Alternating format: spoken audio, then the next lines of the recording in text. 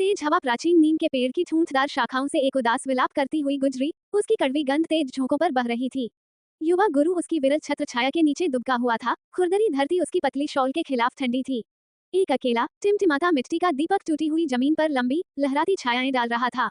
उसके छोटे हाथ मिट्टी से सने और अनगिनत प्रयासों से खुरदुरे एक बेढंगी ढेले को पहचानने योग्य आकार देने के लिए संघर्ष कर रहे थे। गुरु अलग था। एक ऐसे गांव में जहां मजबूत पीठ और फुर्तीली उंगलियों को मिट्टी के बर्तन बनाने के लिए सराहा जाता था, उसके हाथ कांपते थे। हिंसक रूप से नहीं, बल्कि एक सूक्ष्म लगातार कंपन के साथ जिसने जटिल काम को एक निराशाजनक परीक्षा बना दिया था। वो अपने पिता के नक्शे कदम पर चलना चाहता था, पृथ्वी से सुंदरता और उपयोगिता को बाहर निकालना चाहता था, लेकिन उसके हाथ उसकी इच्छा को धोखा देते हुए प्रतीत होते थे। गांव के कुम्हार सोमा नामक एक कठोर व्यक्ति ने शुरू में उसे सिखाने की कोशिश की। मिट्टी को फुसलाना पड़ता है लड़के, उससे कुश्ती नहीं, वो कहते थे। उनके अपने हाथ अभ्यस्त अनुग्रह के साथ चलते थे। लेकिन गुरु की रचनाएं हमेशा टेढ़ी मेढ़ी, टूटी हुई या बस भट्टी में पकने से पहले ही ढह जाती थीं। तुम्हारे हाथ इस शिल्प के लिए नहीं बने हैं, सोमा ने अंततः घोषित किया। उसकी आवाज निराशा से भरी हुई थी। कोई और रास्ता खोजो। लेकिन गुरु का हृदय स्वयं मिट्टी थी, जिद्दी रूप से उस आकार से चिपका हुआ था जिसकी वह इच्छा रखता था। वो घंटों नदी के किनारे बिताता था, चिकनी ठंडी मिट्टी इकट्ठा करता था। उसकी भौहें एकाग्रता में सिकुड़ी हुई थी क्योंकि वो दर्दनाक रूप से इसे आकार देने की कोशिश कर रहा था। दूसरे बच्चे हंसते थे, उसके विकृत बर्तनों की ओर इशारा करते थे और उसे शकी हैंस गुरु और अन्य क्रूर नामों से बुलाते थे।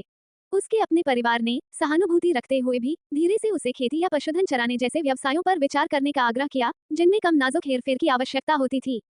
फिर भी गुरु को मिट्टी के स्पर्श में, उसमें निहित क्षमता में एक अजीब सुकून मिला।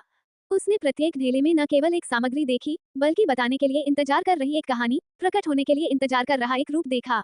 उसका कंपन, हालांकि एक बाधा थी, ने उसे एक अलग प्रकार के ध्यान, एक धीमी, जानबूझकर धैर्य के साथ काम करने के लिए मजबूर किया, जिसमें उसके अधिक स्वाभाविक रूप से प्रतिभाशाली साथियों की अक्सर कमी होती थी।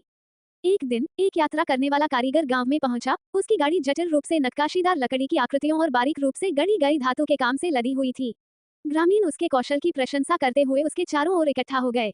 गुरु शिल्प की वस्तुओं की सुंदरता से आकर्षित होकर प्रशंसा और अपर्याप्तता की एक परिचित पीड़ा के मिश्रण के साथ देख रहा था। कारीगर, एक दुबला पतला व्यक्ति जिसकी आंखें तेज थीं, ने लड़के की तीव्र निगाहों को देखा। तुम्हारी रूप के लिए एक अच्छी नजर है, नौजवान, उसने टिप्पणी की। क्या तुम अपने हाथों से काम करते हो? गुरु हिचकिचाया, फिर अपने कांपते हुए हाथ आगे बढ़ाए। मैं मिट्टी ढालने की कोशिश करता हूँ, श्रीमान, लेकिन मेरे हाथ, वे स्थिर नहीं हैं। कारीगर ने एक क्षण के लिए उसके हाथों का अध्ययन किया। उसका भाव विचारशील था। शायद, उसने धीरे से कहा, तुम मिट्टी को मजबूर करने की कोशिश कर रहे हो। सच्ची कलात्मकता क्रूर शक्ति के बारे में नहीं है, बल्कि सामग्री की प्रकृति को समझने, उसके साथ काम करने के बारे में है, उसके खिलाफ नहीं। उसके शब्दों ने गुरु पर गहरा प्रभाव डाला। वो अपने कंपन पर काबू पाने पर इतना ध्यान केंद्रित कर रहा था कि उसने इसके साथ काम करने पर विचार ही नहीं किया था। कारीगर ने गांव में कई दिन बिताए और गुरु, उसके अप्रत्याशित प्रोत्साहन से उत्साहित होकर, फिर से उसके पास गया। उसने उसे अपने बेढंगे बर्तन दिखाए। उसका चेहरा आशा और निराशा के मिश्रण से उकेरा हुआ था। कारीगर ने एक त्रुटिपूर्ण टुकड़ा उठाया, उसे अपने हाथों में घुमाया। इन अपूर्णताओं को देखो, उसने कहा, अधिकांश इसे त्याग देंगे, लेकिन करीब से देखो, यहाँ एक अनोखी बनावट है, गति का एक भाव है। शायद तुम्हारा कंपन कमजोरी नहीं, बल्कि एक अलग तरह का स्पर्श है। फिर उसने गुरु को मिट्टी पर काम करने का एक अलग तरीका दिखाया, अपने पूरे शरीर का उपयोग करके अपने हाथों को निर्देशित किया, जिससे कंपन सतह पर सूक्ष्म, असमान पैटर्न बना सके। उसने उसे अपूर्णताओं को गले लगाना सिखाया, उन्हें दोष के रूप में नहीं बल्कि अद्वितीय विशेषताओं के रूप में देखना सिखाया।